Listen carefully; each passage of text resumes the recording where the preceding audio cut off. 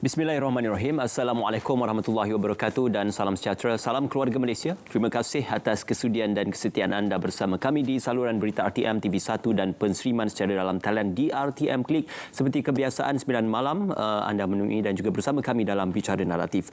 Malam ini agak istimewa. Kita bercakap berkenaan antara industri yang menyumbang kepada ekonomi terbesar negara iaitu industri sawit. Kita sedia maklum dalam beberapa tahun kebelakangan ini kegiatan boikot yang dilakukan terhadap industri minyak sawit negara oleh Kesatuan Eropah dan juga dilakukan oleh Amerika Syarikat menyebabkan dan juga memberikan natijah khususnya kepada kesan dan juga dampak kepada ekspor minyak sawit negara kita dan juga hasil ekspor minyak sawit negara kita. Namun begitu, apa yang boleh dilakukan pada ketika ini adalah untuk mengalihkan pasaran ekspor tersebut kepada negara-negara lain yang mempunyai pasaran konsumer yang besar seperti Iran, China dan juga di negara-negara Timur Tengah. Apakah keberhasilan dan apakah tindakan yang dilakukan oleh negara untuk mengatasi masalah ini, khususnya memerangi implikasi no palm oil labelling pada industri sawit. Secara eksklusif pada malam ini kita membawakan dan juga perkongsian dari Malaysian Palm Oil Council. Bersama dengan saya adalah Dr. Ruslan Abdullah, pengarah sains alam sekitar dan kelestarian Malaysian Palm Oil Council MPOC. Assalamualaikum, selamat malam Doktor, apa khabar? Waalaikumsalam. Alhamdulillah. Terima kasih Doktor. Kita berkongsi satu topik dan juga perkongsian yang dikira menarik dan mustahak untuk kita bincangkan kepada industri dan juga ekonomi negara. Doktor, sebelum kita menginjak lebih lanjut berkenaan tentang no palm oil labelling ini, situasi pada ketika ini, tindakan boikot dan juga pengalihan ekspor negara, apa yang boleh kita gambarkan secara ringkas ilustrasinya, Doktor? Okey, seperti yang kita sedia maklum, industri sawit ini adalah satu industri yang agak penting kepada negara kita. Jadi sebarang tindakan oleh negara-negara pengimport akan menjejaskan pulangan industri kita. Dan kita tahu bahawa Malaysia ini adalah satu negara yang agak kecil dengan penduduk yang hanya lebih kurang 32 juta orang. Dan kita menghasilkan sekitar 20 juta tan minyak sawit setiap tahun. Dan oleh yang demikian, 70% ke 80% minyak sawit yang kita hasilkan perlulah dieksport. Berbanding dengan Indonesia yang menghasilkan sekitar 35 juta tan dan mereka mempunyai penduduk yang ramai iaitu 270 juta orang. Jadi mereka mempunyai permintaan dalaman yang agak tinggi berbanding dengan Malaysia. So kita agak sensitif tentang apa-apa jua boikot ataupun tindakan yang negatif terhadap industri sawit, dan kita perlulah melakukan sesuatu untuk memastikan bahawa keluaran kita dapat dieksport sebanyak mungkin. Menggunakan minyak sawit ataupun produk minyak sawit untuk produk akhir bagi pasaran pengguna ataupun consumer product. Ada juga diberitakan berkenaan tentang pelabelan no palm oil kepada produk-produk akhir tersebut. Jadi apa sebenarnya yang boleh kita fahami definisi dan juga di sebalik rasional pelaksanaan no palm oil labelling ini? Terima kasih. Saya rasa ini adalah satu isu yang agak penting kerana dia memberikan impak yang signifikan kepada pengguna yang mana mereka mungkin tidak begitu mengetahui apakah implikasi daripada perlebelan ini. So kalau kita pergi ke mana-mana pasar raya dan kita ambil apa-apa barang dan kita akan lihat produk itu mengandungi ingredient ataupun senarai kandungan yang terdapat di dalam produk tersebut, sama ada dia barang makanan ataupun bahan-bahan kegunaan kendiri seperti shampoo, lotion dan sebagainya. Dan apa yang menarik adalah terdapat usaha daripada pesaing-pesaing minyak sawit dunia, khususnya yang menghasilkan minyak sayuran alternatif seperti minyak matahari, minyak sesawi, minyak kacang soya dan minyak matahari, yang mengatakan bahawa minyak sawit ini adalah tidak sesuai untuk digunakan ataupun tidak membawa kepada satu kesan yang positif dari segi kesihatan. Jadi mereka melabelkan no palm oil label pada produk tersebut.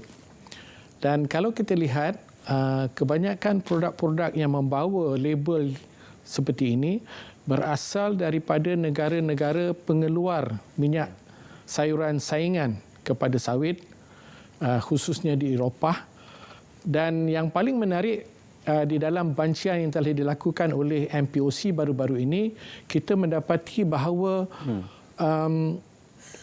New Zealand dan juga Australia merupakan antara negara yang paling banyak mengekspor produk-produk yang berlabelkan tanpa minyak sawit. Okey. Okey. So ini adalah satu perkara yang kita sendiri cuba memahami kenapa dan benda ini berlaku. Okey. Ada alasan ataupun rasional yang pernah dikeluarkan oleh pihak mereka? Pada pandangan kami, oleh kerana produk-produk yang mereka labelkan tanpa minyak sawit ini adalah satu produk yang mereka katakan bahawa minyak sawit ini adalah dihasilkan ekoran daripada penanaman pokok sawit yang menyebabkan penyahutanan yang agak besar. Okey. Jadi mereka mengandaikan bahawa semakin banyak minyak sawit dihasilkan, semakin banyak hutan ditebang untuk menanam sawit.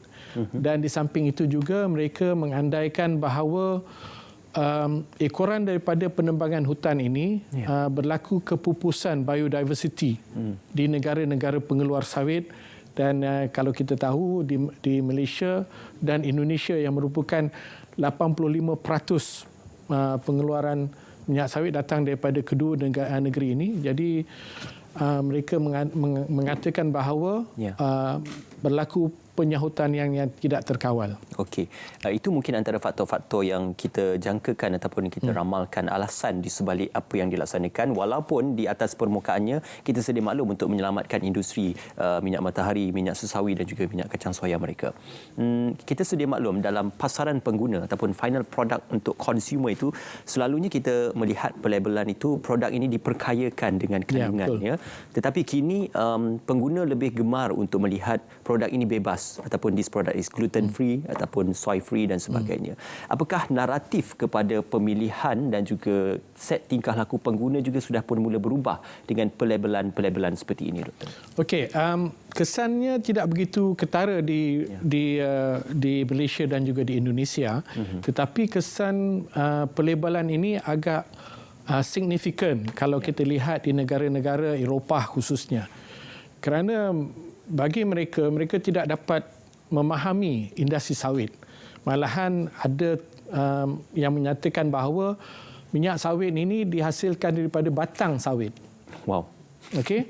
Dan sedangkan kita tahu bahawa minyak sawit ini datang daripada buah dan juga daripada isi rong sawit. Okey. Jadi mereka telah disogokkan dengan maklumat-maklumat yang tidak benar dan kebanyakan mereka mengambil jalan yang mudah tanpa cuba memahami industri ini dengan lebih mendalam ataupun cuba mempelajari apa itu pokok sawit, apa itu minyak sawit.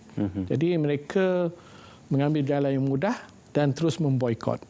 Dan ini diambil kesempatan oleh NGO umpamanya dan juga pesaing-pesaing minyak sawit kerana mereka akan memenuhi, umpama kalau kita lihat di Google umpamanya. Kalau kita Google sawit ataupun minyak sawit, 9 daripada 10 artikel yang keluar di dalam pencarian kita itu akan berceritakan tentang benda yang negatif. Dan cuma satu saja yang positif.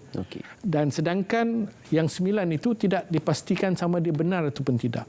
So ini yang kita perlu tangani dan Majlis Minyak Sawit Malaysia sedang bekerja rapat dengan banyak agensi-agensi kerajaan dan juga pusat penyelidikan di dalam dan juga di luar negara untuk membetulkan naratif ini. Okey. Dengan pelabelan itu, kita sedia maklum ia sudah pun berada di pasaran dan kita ingin mengetahui di pasaran pengguna manakah yang kebiasaannya produk-produk ini dilabelkan sedemikian. Apakah pengguna juga cakna dan juga tahu tentang pelabelan seperti ini, dan kalau diceritakan tentang pelabelan juga, bahaya dan risiko pelabelan ini kepada pasaran? Okey. Kalau di Malaysia, umpamanya MPOC baru-baru ni menjalankan bancian kali kedua di semua pasaraya di sekitar Lembah Kelang dan juga khususnya di Selangor dan juga di Kuala Lumpur. Dan kita dapati daripada bancian-bancian tersebut, khususnya di dalam pasar raya yang terdapat di kawasan-kawasan yang dihuni oleh penduduk-penduduk ekspatriat. Ataupun mereka yang mempunyai pendapatan yang tinggi. So kita akan dapat banyak produk-produk yang mempunyai label no palm oil. Dan antara supermarket ataupun pasar raya yang menjadi pengedarnya adalah seperti Jaya Grocer, Isetan, dan cold storage dan sebagainya. Ini adalah pasar raya yang banyak dikunjungi oleh ekspatriat. Dan T20 lah. Ya, dan mereka tahu bahawa kebanyakan ekspatriat ni ataupun kebanyakan pengguna khususnya di Eropah, bila mereka membeli sesuatu produk, mereka akan ambil dan baca ingredientnya terlebih dahulu. Berbeza dengan orang Malaysia, orang tempatan, dia ambil, dia tengok harga. Dia tak tengok apa yang terkandung di dalamnya. So ini yang kita perlu cuba didik pengguna kita supaya lebih peka tentang apa yang tercatat di dalam sesuatu produk yang terdapat di pasar raya yang kita nak beli. Supaya kita lebih cakna dengan apa yang terdapat dan apa yang disogokkan kepada pengguna. Cuma persoalan saya, kalau sekiranya penerimaan pengguna itu mendapat suatu gambaran penerimaan yang rancak, apakah ia juga menggambarkan bahawasanya produk ini semakin diterima baik di pasaran pengguna? Ya, saya rasa begitu. Kalau katakan dia membawa maklumat yang boleh dipercayai, semestinya produk itu akan mendapat tarikan yang hebat. Dan salah satu daripada benda yang kita perlu lakukan sebagai pengguna adalah untuk mempersoalkan kesahihan fakta yang terdapat di dalam senarai tersebut. Kadang-kadang kita nampak benda itu dan kita tak tengok ataupun kita tidak mengkaji dengan lebih mendalam adakah fakta itu, adakah apa yang dituliskan itu benar ataupun tidak. So itu kita punya kelemahan. Tetapi kalau kita lihat di negara-negara Eropah, mereka begitu sensitif tentang apa yang dituliskan di dalam ingredient. Dan kalau katakan mereka meletakkan no palm oil label dan ditambahkan dengan artikel-artikel yang terdapat di dalam Google umpama yang mengatakan minyak sawit ini adalah sebab penyahutanan, minyak sawit ini adalah penyebab kepupusan biodiversity, mereka lebih percaya kepada maklumat tersebut. Jadi kita di Malaysia ini harus menepis kemasukan produk-produk tersebut kerana dia memberi implikasi yang negatif kepada industri kita. Ya, ada yang percaya disebabkan penanaman minyak sawit ini kepupusan orang hutan juga, ya. Betul. Itu antara stigma yang digambarkan oleh mereka yang ingin memerangi industri minyak sawit. Sedikit berkenaan tentang apabila berlakunya pelabelan no palm oil produk ataupun tanpa minyak sawit ini, ia akan menyebabkan kecenderungan pengilang dan pemproses makanan untuk mengurangkan kebergantungan mereka kepada minyak sawit, ya. Jadi ini juga akan memberikan kesan secara terus kepada industri minyak sawit negara. Pada ketika ini, di manakah keadaannya dari segi penghasilan produk minyak sawit dan juga untuk membekalkan produk minyak sawit kepada kilang-kilang pemproses makanan ini? Okey. Saya rasa itu adalah satu soalan yang baik, di mana kalau kita lihat minyak sawit ini adalah satu produk yang begitu versatile. Dan kalau kita pergi di mana-mana pasar raya dan kita ambil katakan sekumpulan produk, lebih daripada 75% daripada produk-produk yang terdapat di atas shelf di mana-mana pasar raya mengandungi minyak sawit. Sama ada dalam bentuk hiliran ataupun komponen-komponen yang telah dicerakinkan daripada minyak sawit. So saya rasa ini penting sebab minyak sawit ini adalah satu produk yang begitu unik berbanding dengan minyak-minyak sayuran yang lain. Kalau kita lihat berbanding dengan minyak sayuran yang lain, minyak sawit ini mengandungi apa yang dinamakan sebagai lemak tepu dan lemak tidak tepu yang seimbang. 50-50. Dan ekoran daripada keseimbangan kandungan tersebut, dia membolehkan minyak sawit ini diguna pakai untuk pelbagai tujuan. Yang tepu yang menyebabkan dia lebih pekat dan tidak tepu dia akan menyebabkan dia lebih cair. Okey. Jadi di dalam pembuatan makanan umpamanya, sekiranya kita memerlukan sesuatu produk itu menjadi beku. So kita gunakanlah lebih daripada yang kandungan itu. So kita boleh guna untuk tujuan-tujuan tertentu. Okey. Dan ini tidak terdapat di dalam minyak sayuran yang lain. Yang inilah yang menyebabkan minyak sawit menjadi satu produk yang versatile dan menjadi sebab kenapa pesaing-pesaing sawit perlu memberikan naratif-naratif yang negatif kepada minyak sawit. Penceritaan yang positif seperti ini kita perlukan untuk membawa kepada gambaran betapa diverse atau diversity kepada penghasilan produk sawit itu, bukan hanya kepada minyak sawit untuk penghasilan apa yang kita saksikan pada ketika ini, tapi dari segi variasi kepada penghasilan produk akhir daripada produk sawit sendiri. Kita akan berjeda seketika dan kita akan kembali selepas ini.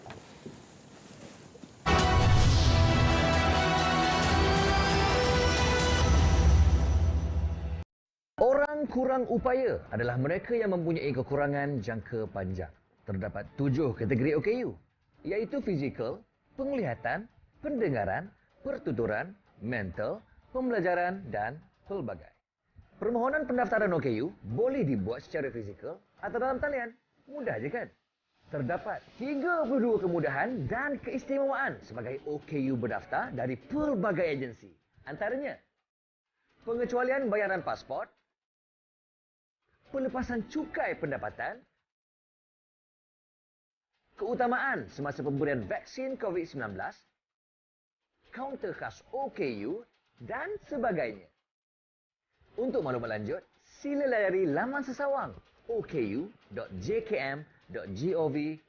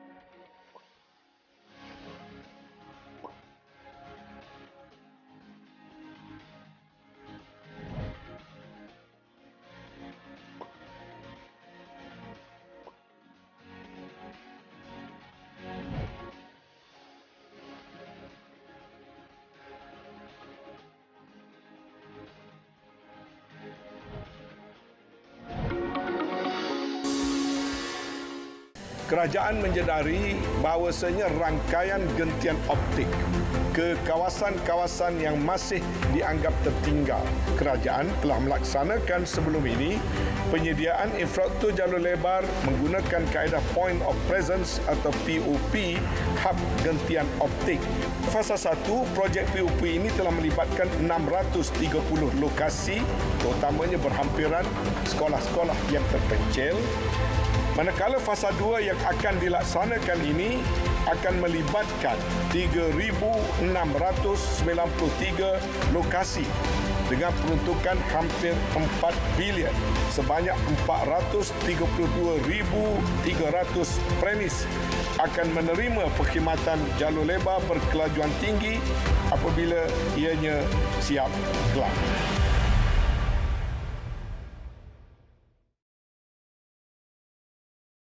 Yang kurang mampu, mereka akan bermasalah kalau mereka terpaksa membeli peranti yang baik, yang lazimnya harganya mencecah angka ribu, bukan hanya soal beberapa ratus ringgit. Jadi perkara ini telah dibincangkan di antara khususnya Yang Amat Berhormat Perdana Menteri, Menteri Pengajian Tinggi, Menteri Kewangan dan saya sendiri untuk memikirkan satu kaedah ataupun satu program yang memastikan pelajar-pelajar kita yang berada di universiti sentiasa mempunyai peranti dan tidak terganggu pembelajaran mereka semata-mata kerana mereka tidak ada kemampuan.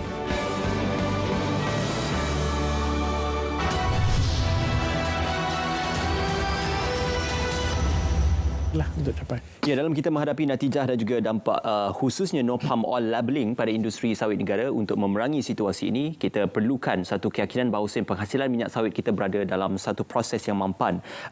Dr. Ruslan bercakap tentang minyak sawit yang mampan dan penghasilannya itu juga dalam proses yang mampan. Apa yang boleh diperhatikan dan juga boleh diperhalusi dalam pelaksanaan prosedur dan juga proses ini? Okey. Terima kasih. Ramai yang tidak begitu fasih tentang apa yang dimaksudkan sebagai mampan. Ya. Jadi sebagai introduction, mampan ini adalah satu sistem di mana pengeluaran sesuatu produk itu perlulah mematuhi tonggak-tonggak kemampanan ataupun kelestarian. Dan terdapat 3 tonggak yang penting di dalam penghasilan sesuatu produk yang mampan. Yang pertamanya adalah bertanggungjawab kepada planet ataupun bumi. Dan keduanya adalah bertanggungjawab kepada penduduk ataupun manusia. Dan ketiganya adalah bertanggungjawap kepada industri yang menjalankan perusahaan tersebut. Dan ketiga-tiga ini ataupun disingkatkan sebagai 3P, planet, people and profit, perlulah diseimbangkan. Sekiranya satu tempang, maka dia tidak dinyatakan sebagai mampan ataupun lestari. So ini penting. Dan di Malaysia ini, kerajaan Malaysia telah menjadikan keperluan untuk mendapat pensijilan MSPO ataupun Malaysian Sustainable Palm Oil 100% bermula daripada Januari 2020. Daripada 2013 kita telah berusaha untuk membina pensijilan ini, dan pada 2020 kerajaan telah menyatakan bahawa dia dijadikan sebagai mandatory. Maknanya semua perlulah disijilkan.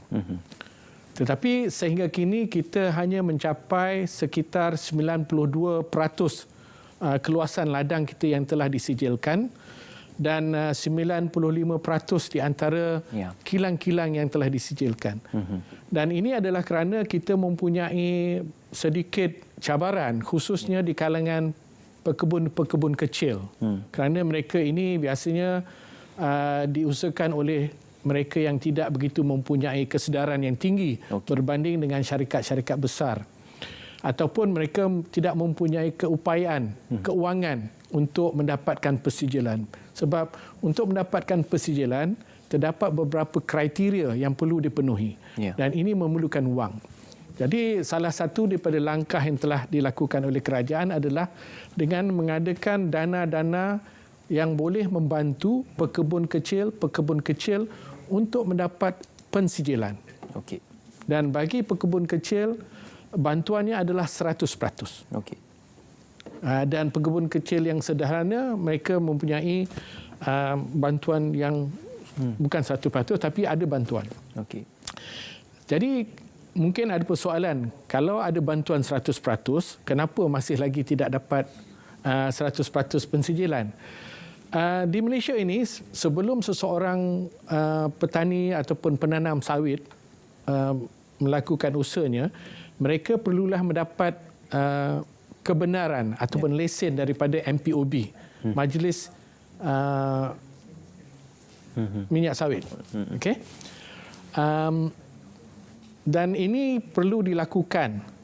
Tetapi terdapat banyak pekebun kecil yang mana hak milik kebun itu tidak dapat dikenal pasti.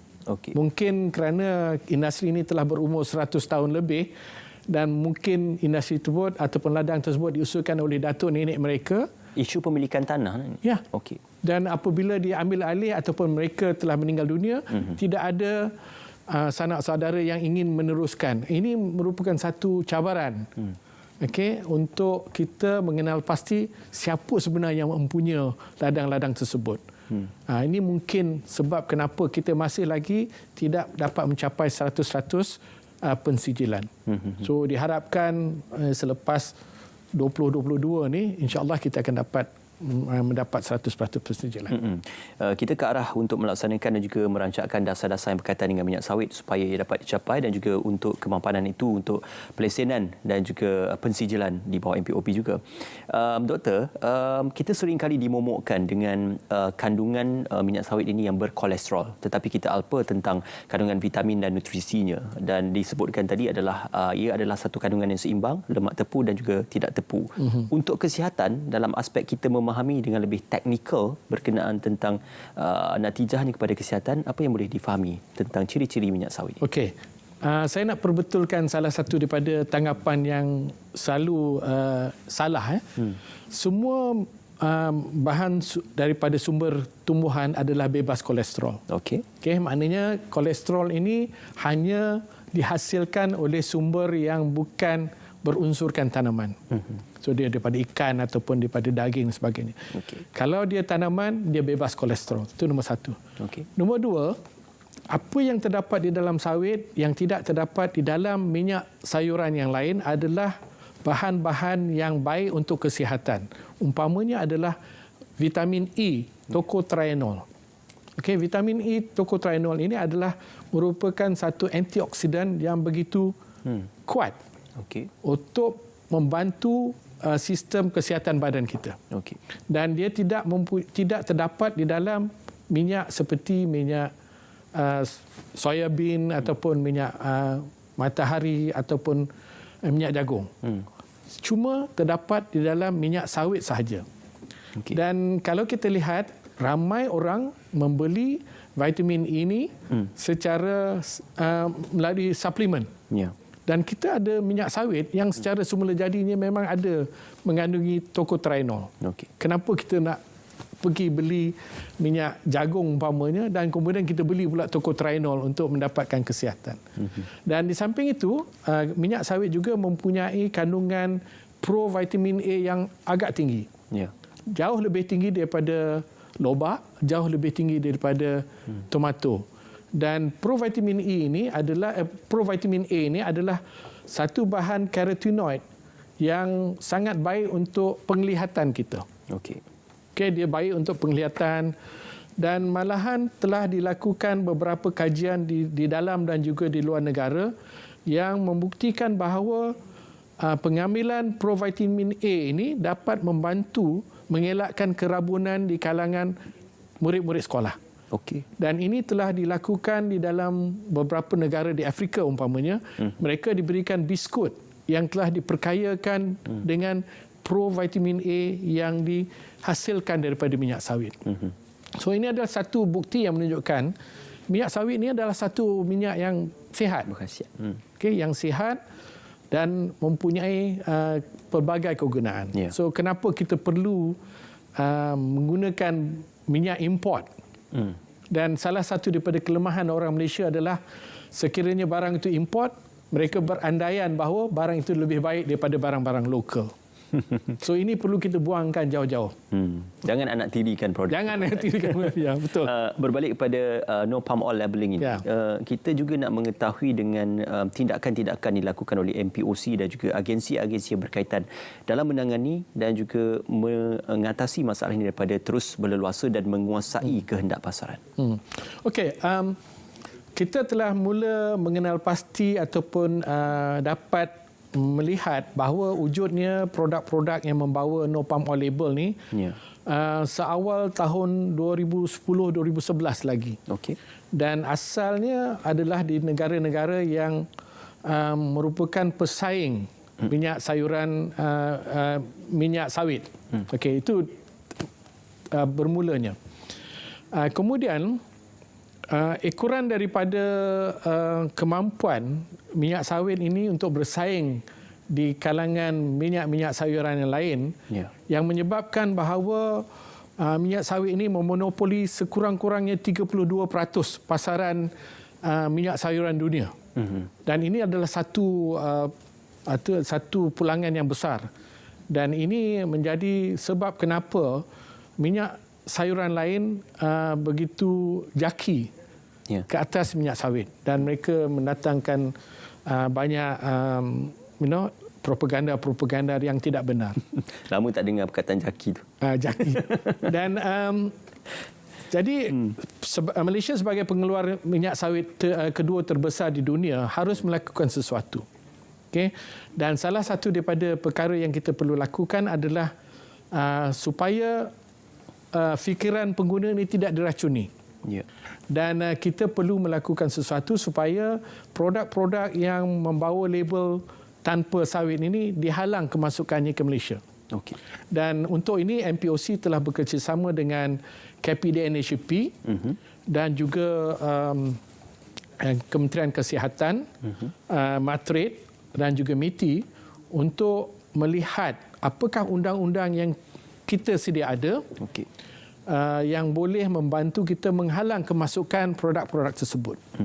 Dan apabila kita telah lakukan kerjasama ini, apa yang kita sedang lakukan adalah melobi pengubal-pengubal dasar.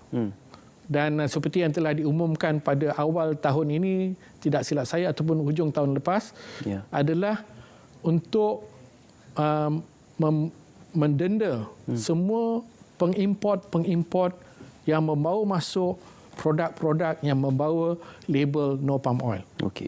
Dan ini adalah satu langkah yang kita sangat alu-alukan. Kerana sebelum ini, setiap kali bila kita kesan produk-produk ini di dalam pasar raya dan bila kita membuat panggilan telefon kepada pengedar ataupun pengimport, alasan yang mereka berikan adalah mereka tidak tahu.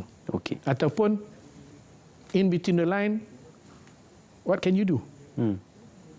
If I import, what can you do? Kalau saya import, apa yang kamu boleh lakukan? Tiada tindakan. Okey. Tapi dengan adanya undang-undang yang begini, jadi mereka akan lebih berhati-hati untuk tidak membawa masuk produk-produk tersebut. Ya. Ketegasan kita dalam menguatkuasakan undang-undang berkaitan tentang mengharamkan produk ini pada masuk ke Malaysia adalah perlu untuk menyelamatkan industri sawit negara. Doktor, kita nak kembali berehat seketika dan kita akan bersama dengan doktor seketika nanti dalam Bicara Naratif.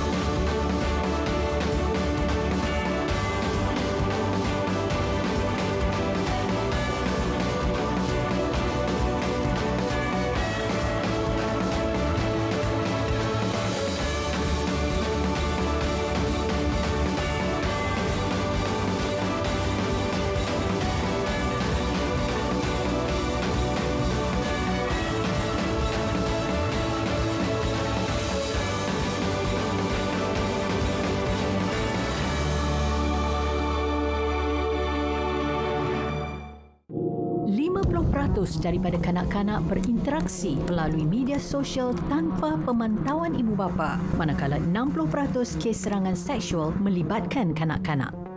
Alam cyber telah menjadi sebahagian daripada kehidupan dan penyumbang ke arah kemahiran intelektual. Dengan teknologi yang sentiasa berevolusi, dunia dalam talian kini boleh diakses pada bila-bila masa melalui peranti elektronik.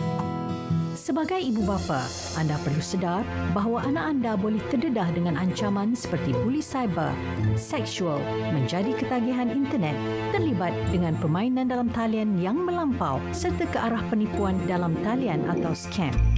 Jadilah ibu bapa yang hebat di alam cyber, proaktif, mendidik, bersahabat, mengawal selia dan memimpin mereka.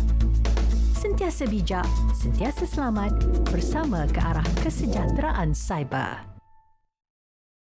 Bagi keluarga yang kurang mampu, mereka akan bermasalah kalau mereka terpaksa membeli peranti yang baik, yang lazimnya harganya mencecah angka ribu, bukan hanya soal beberapa ratus ringgit. Jadi perkara ini telah dibincangkan di antara khususnya Yang Amat Berhormat Perdana Menteri Menteri Pengajian Tinggi, Menteri Kewangan dan saya sendiri untuk memikirkan satu kaedah ataupun satu program yang memastikan pelajar-pelajar kita yang berada di universiti sentiasa mempunyai peranti dan tidak terganggu pembelajaran mereka semata-mata kerana mereka tidak ada kemampuan.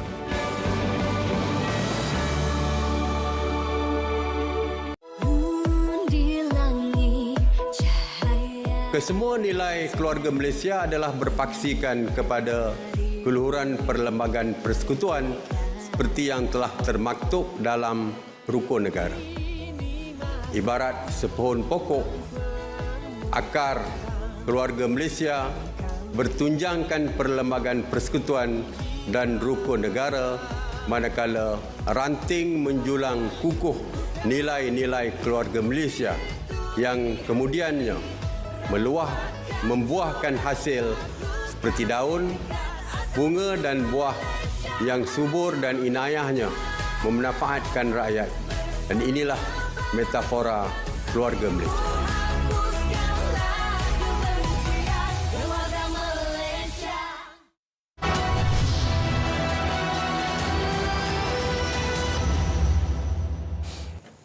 Baik, kita bersua kembali dalam bicara naratif eksklusif dan juga khas bersama dengan Malaysian Palm Oil Council. Masih lagi bersama dengan Dr. Sulaiman Abdullah bercerita tentang implikasi no palm oil labelling kepada industri sawit negara.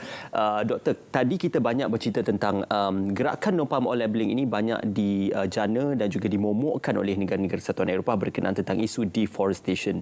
Kita sedia maklum penyahutanan ini banyak melihatkan kepada aktiviti penebangan hutan, pembakaran hutan untuk membuka satu kawasan penanaman kelapa sawit. Di Malaysia pada ketika ini, apakah peratusan pembukaan baharu kawasan-kawasan untuk penanaman kelapa sawit? Okey, sebelum saya menjawab soalan itu, kita kena lihat sejarah sedikit tentang industri sawit ini. Industri sawit ini bermula pada tahun 1917. Dan dia dimulakan oleh satu petani yang datang daripada Perancis. Dan beliau membuka ladang yang pertama, ladang komersial yang pertama pada 1917, dan kalau dulu di Batang Ujuntai ya. Kalau sekarang ni Bestari Jaya. Right? Itu adalah ladang komersial yang pertama. Dan ekoran daripada permulaan itu, industri sawit telah berkembang dengan pesatnya.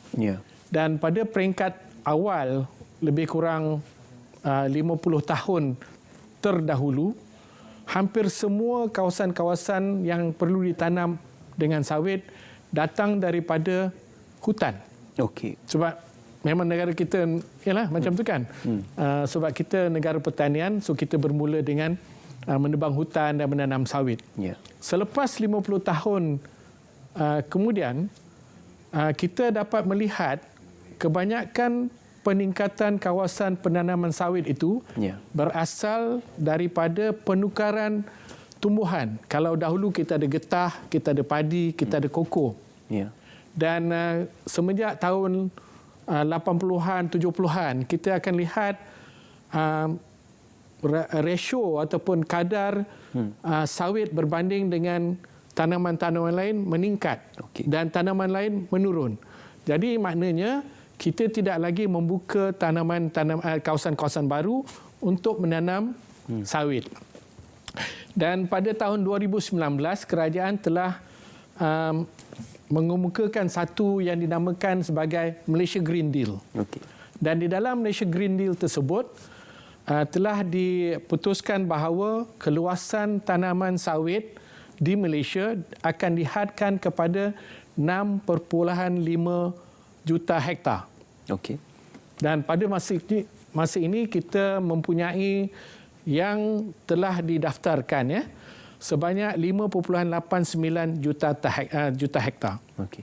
Dan terdapat yang belum didaftarkan jumlahnya sebanyak 6.2 juta hektar. Kenapa dia tidak didaftarkan? Ini adalah kerana biasanya penanam-penanam sawit ini akan menunggu sehingga mereka mula menghasilkan tuaian barulah mereka mendaftar dengan MPOB. Okey. Okey, Bila itulah dah bergerak baru didaftar. Ya, bila dah ada hasil mereka mendaftar. Okey. So kalau had maksimanya adalah 6.5 juta hektar dan sekarang kita ada 6.2 juta hektar, jadi kita hanya mempunyai sekitar 300 ribu hektar saja lagi. Okey. Dan kemudian apabila kita mencapai 6.5 hektar, tidak akan berlaku lagi sebarang peningkatan kawasan. Kita yang akan kita lihat pada waktu itu adalah penanaman semula sawit. Dan apabila penanaman semula ni kita tidak buka hutan baru, so bolehlah kita katakan bahawa Malaysia menuju kepada satu negara yang bebas penyahutanan berkaitan dengan pengembangan sawit. Okay? Dan inilah satu naratif yang saya rasa perlu kita ketengahkan. Dan kita perlu bezakan Malaysia dengan Indonesia, di mana kita menghadkan penanaman sawit sehingga 6.5 juta hektar. Tetapi di Indonesia mereka boleh dan akan terus mengembangkan kawasan mereka.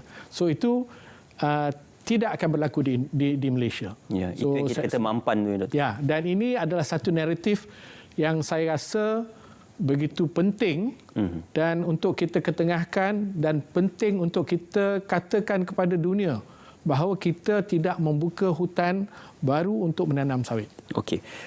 Doktor, kita sedia maklum harga minyak sawit mentah dunia pada ketika ini mungkin agak lebih kompetitif berbanding pada 2 tahun sebelumnya, dan ini mungkin membawa satu petanda yang baik untuk industri sawit negara. Cuma masalah pasca pandemik ini kita kekurangan tenaga buruh, khususnya tenaga buruh asing untuk menjadi pekerja-pekerja dalam penghasilan dan juga untuk menuai hasil sawit tersebut. Pada ketika ini apakah disebabkan sumber yang berlebihan dan kekurangan tenaga buruh juga menjadi masalah kepada industri sawit negara? Okey. Memang benar. Kalau kita lihat sekarang, salah satu daripada cabaran yang dihadapi oleh industri sawit adalah untuk menyediakan tenaga buruh yang mencukupi. Dan industri sawit ini, kalau kita lihat daripada sejarah dia mula dibuka, dia banyak memerlukan ataupun menggunakan tenaga buruh daripada luar negara. Dan ini adalah ekoran daripada kurangnya kecenderungan di kalangan rakyat Malaysia untuk berkecimpung sebagai pekerja di dalam industri sawit.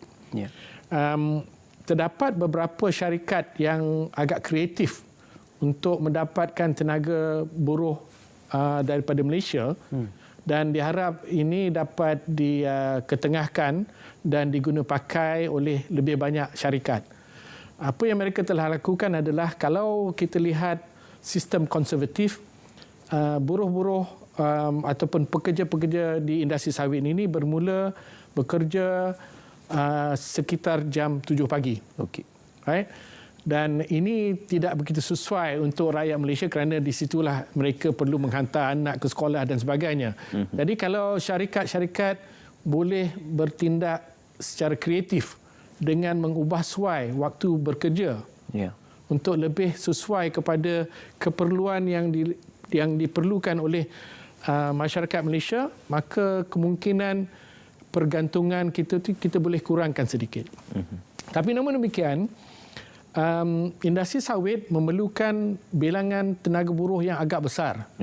Dan kita telah daripada apa yang telah kita lihat dalam 1-2 dekad yang lalu, walaupun kita mempunyai tenaga buruh daripada beberapa negara, tetapi kita dapat lihat ada tenaga buruh yang datang daripada negara-negara tertentu mempunyai kemampuan untuk melakukan tugas lebih efektif berbandingkan dengan buruh-buruh yang datang daripada negara lain.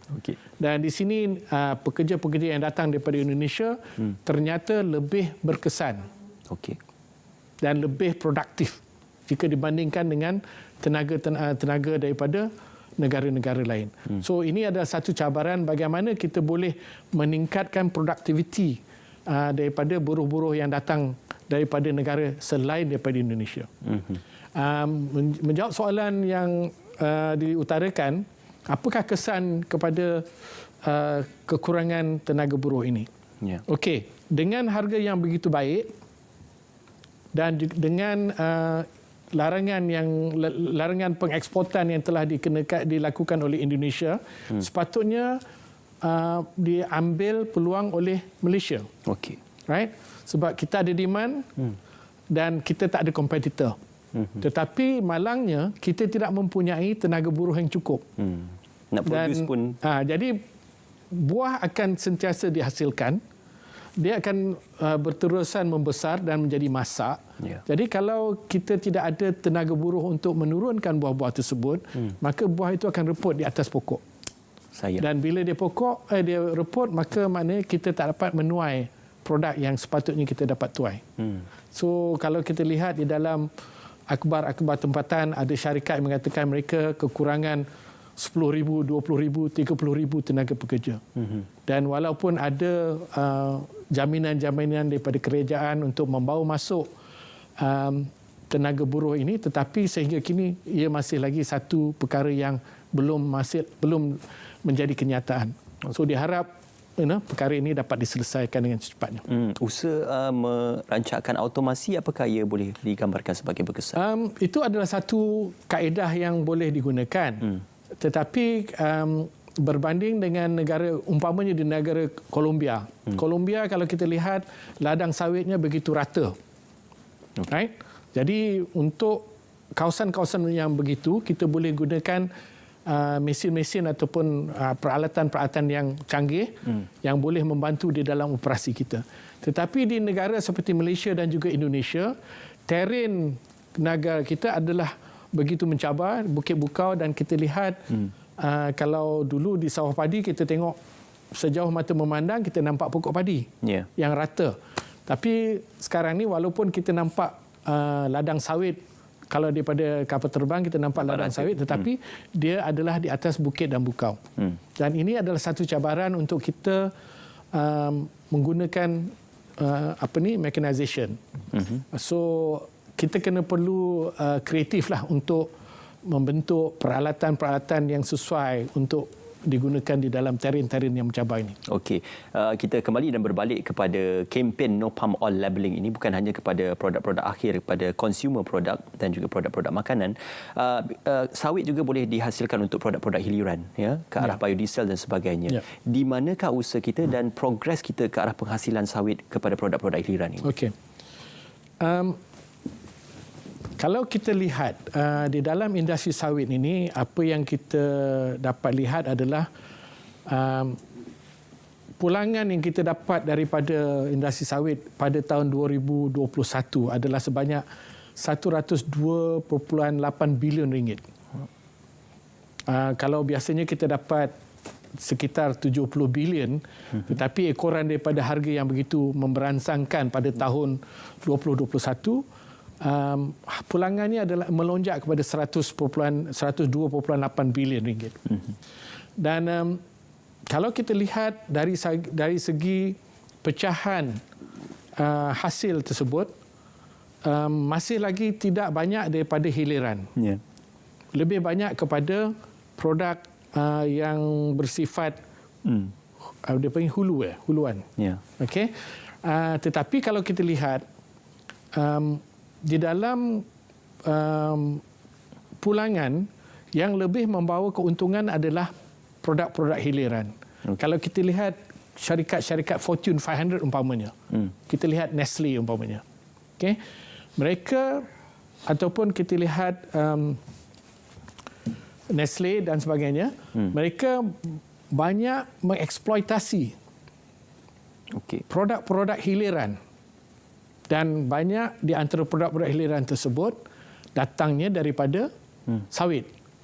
Kalau kita lihat Procter & Gamble umpamanya, datang daripada sawit. Tapi kenapa Malaysia sebagai pengeluar produk ataupun pengeluar minyak sawit yang nombor 2 terbesar di dunia masih lagi tidak mengambil kesempatan tersebut. Dan ini adalah satu cabaran yang saya rasa kalau kita tidak serius, Indonesia akan mengatasi Malaysia bukan sahaja dari segi keluasan pengeluaran tanaman sawit, tetapi juga di dalam peringkat hiliran. So Malaysia haruslah dengan serius melihat apakah produk-produk hiliran yang perlu dihasilkan. Okey. Umpamanya sekarang ni kita banyak bercerita tentang biodiesel. Teknologi biodiesel ini diciptakan oleh penyelidik daripada Malaysia pada tahun 90-an.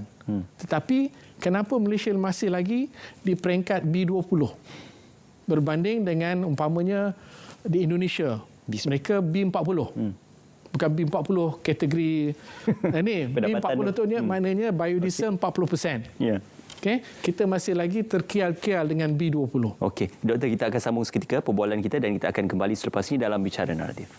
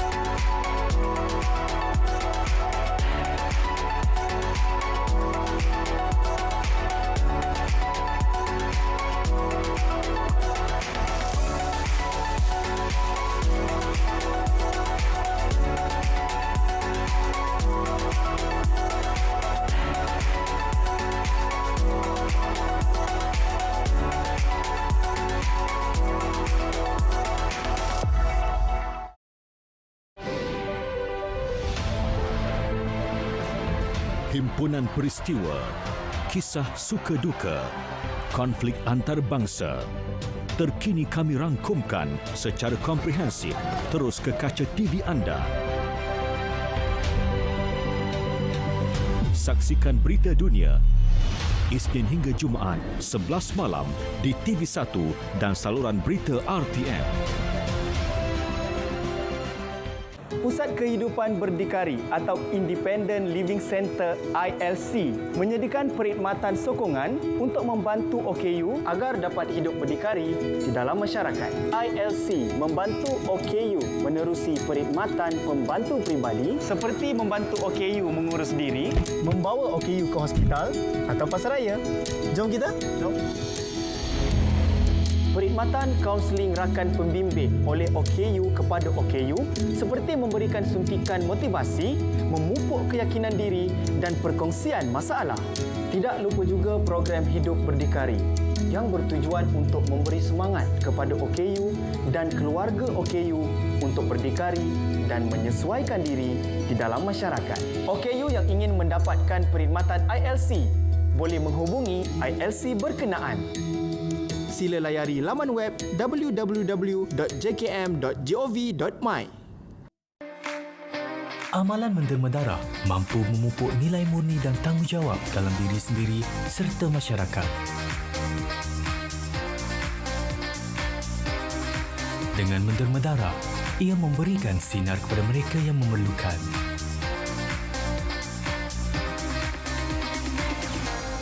Berikan sokongan anda. Jadilah penderma darah.